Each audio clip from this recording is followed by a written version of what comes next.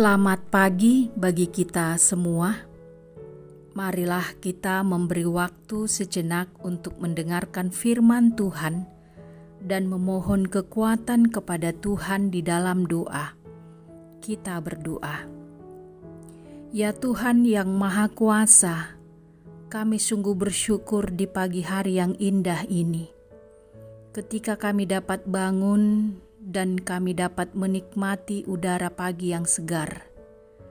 Kembali kami menerima satu hari yang baru, yang Tuhan anugerahkan bagi kami, bukan karena kehebatan dan kekuatan kami, tetapi karena Tuhan begitu mengasihi kami.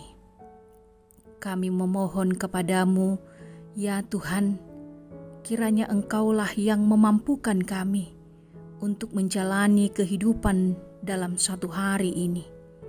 Dan biarlah firman-Mu yang menerangi hati dan pikiran kami, sehingga segala yang kami lakukan akan sesuai dengan kehendak-Mu.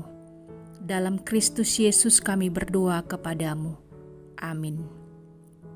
Firman Tuhan pada pagi hari ini, Senin 27 Maret 2023, tertulis dalam Imamat 10 ayat 10 sampai ayat yang ke-11. Demikianlah bunyinya. Haruslah kamu dapat membedakan antara yang kudus dengan yang tidak kudus, antara yang najis dengan yang tidak najis. Dan haruslah kamu dapat mengajarkan kepada orang Israel segala ketetapan yang telah difirmankan Tuhan kepada mereka dengan perantaraan Musa. Demikianlah pembacaan firman Tuhan.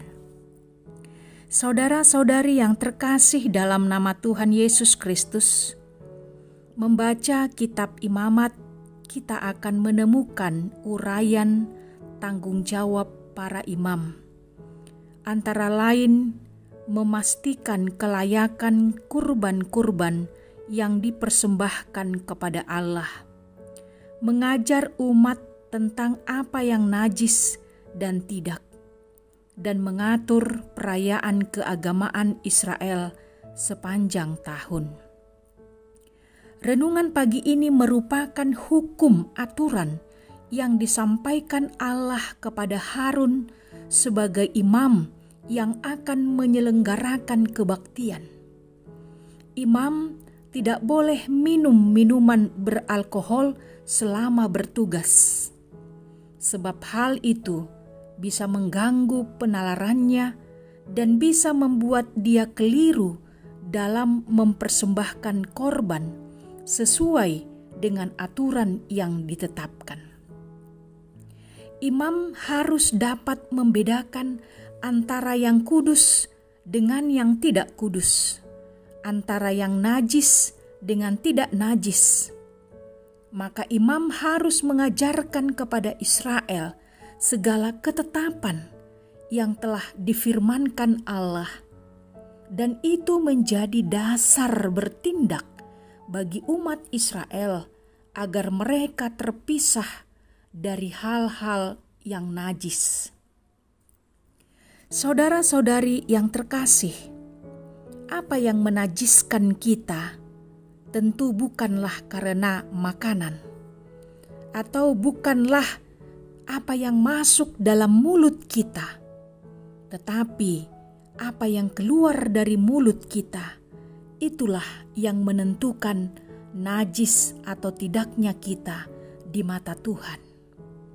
Artinya, apa yang membuat kita najis sehingga menjadi kotor, tercemar, tidak bersih, dan tidak suci adalah karena hal-hal jahat yang keluar dari mulut, kata-kata yang tidak baik yang kita ucapkan, seperti sumpah serapah, umpatan, penghinaan, kutukan, dan ungkapan kebencian atau kemarahan. Itulah yang membuat kita bisa menjadi najis. Saat ini bukan hanya terjadi dengan kata-kata lisan, tetapi juga apa yang kita tuliskan di media sosial bisa membuat kita menjadi najis. Maka berhati-hatilah berkata-kata, baik secara lisan maupun secara tulisan, supaya jangan menjadikan kita menjadi najis. Sebab Kristus telah menyucikan kita dari dosa dan kejahatan yang kita perbuat. Karena itu, kita harus bisa menjadi surat Kristus yang bisa dibaca oleh semua orang. Amin. Kita berdoa. Terima kasih ya Yesus Kristus, Juru Selamat manusia, yang telah datang ke dunia untuk menyucikan kami dari dosa dan kejahatan, sehingga kami layak menjadi anak-anak-Mu. Mampukanlah kami ya Tuhan untuk melakukan yang sesuai dengan kehendak-Mu, sebagai bukti bahwa kami telah Engkau kuduskan dari dosa dan kejahatan. Pada pagi hari ini, kami berdoa buat seluruh warga jemaat-Mu. Engkaulah ya Tuhan yang menjaga mereka. Yang sedang terbaring lemah karena sakit, Engkaulah ya Tuhan yang memberikan kesembuhan dan kesehatan. Bagi mereka yang sedang berduka cita, yang sedang menghadapi pergumulan yang berat, Engkaulah ya Tuhan yang memberikan kekuatan dan penghiburan, agar mereka dapat melanjutkan kehidupannya dengan senantiasa berharap hanya kepada Tuhan Yesus. Terpujilah Engkau ya Tuhan, kami sembah Engkau di pagi yang indah ini. Amin. Selamat beraktivitas bagi kita semua.